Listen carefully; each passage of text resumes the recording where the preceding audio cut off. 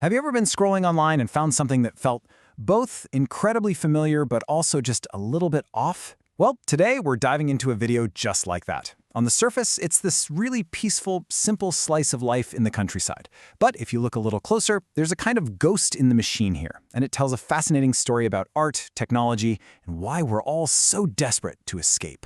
So right away, this video drops us into what you could call an artificial paradise. The whole world it creates is just instantly comforting, you know? It's a vision of this perfect pastoral life. Sunshine, fresh food, quiet moments. It is absolutely designed to make you exhale and just feel at ease from the very first second. And it's all in the little details, right? The dialogue focuses on these simple, wholesome things. A good harvest, catching fish, sharing a delicious meal. It's tapping directly into this deep sense of nostalgia for a life that feels uncomplicated and genuinely satisfying. It feels so real. But then, you hear this.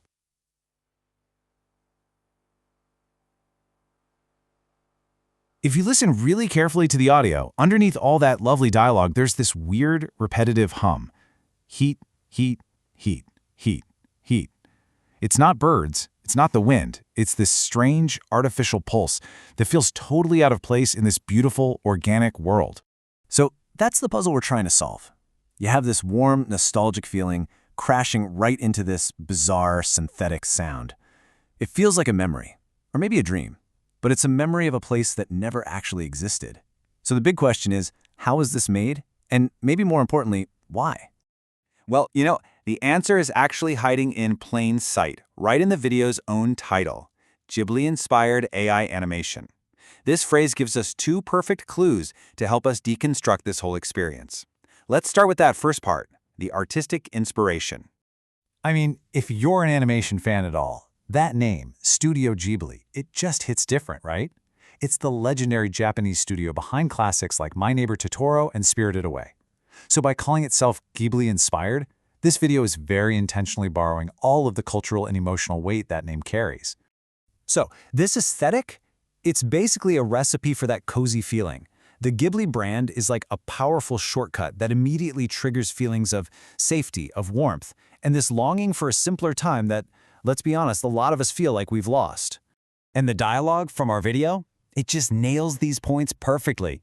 You hear lines about how delicious the food is, enjoying a meal together, the simple satisfaction of a trip to the market. These are all classic Ghibli themes, and they're all there to make you feel cozy and content.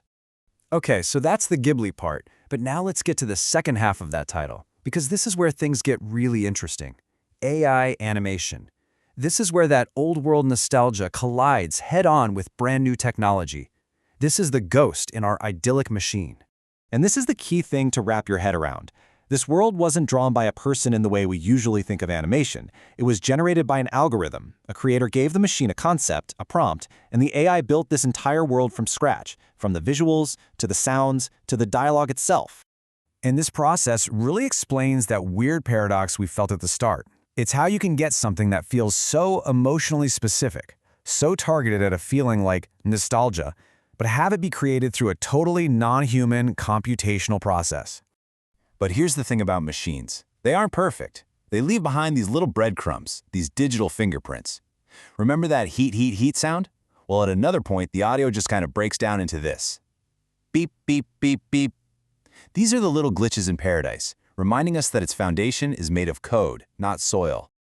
So let's really zoom in on the audio for a second, because it's not just about the glitches. The entire soundscape, both the human parts and those weird hums, is actually engineered to put you in a very specific emotional state. I mean, just look at how these pieces fit together. The dialogue gives you these really clear emotional cues: satisfaction, contentment, warmth. And that strange heat, heat, heat sound? Well, it's meant to be atmospheric, to immerse you in the feeling of a lazy, hot summer day, even if it sounds a little artificial. Every single sound here has a job to do. So what you end up with is this really carefully constructed audio mix. You've got simple, relatable human speech that makes it feel grounded, you've got little action sounds that make the world feel alive, and then you have that layer of artificial ambience that just fills in all the gaps, creating this constant, almost hypnotic sense of place. So what's the big picture here? Why does this all work so well on us? Why are we so drawn to this weird mix of nostalgic art and brand new tech? What is it about this that we actually need? This all points to a new idea you could call generative escapism. These AI-created worlds, they're not just cool tech demos. They are becoming digital sanctuaries. They offer this powerful, on-demand escape from all the noise and stress of our real lives into a perfectly curated, peaceful reality. And that right there, that's the core tension of our digital lives, isn't it? We are using our most futuristic, most complex technology to try and simulate our most basic, ancient longings, a longing for peace, for community, for a simple life. It's a really fascinating paradox when you think about it. In the end, a single line from the video itself just says it all. This is the whole promise of the content. It's an invitation. Come into this perfect artificial world and find a moment of peace. Let's rest now. And that leaves us with this final, lingering thought. As these AI-generated escapes become more and more convincing, more tailored to what we desire, we have to ask ourselves, if the world isn't real, but the feeling of peace it gives us is, does the difference even matter?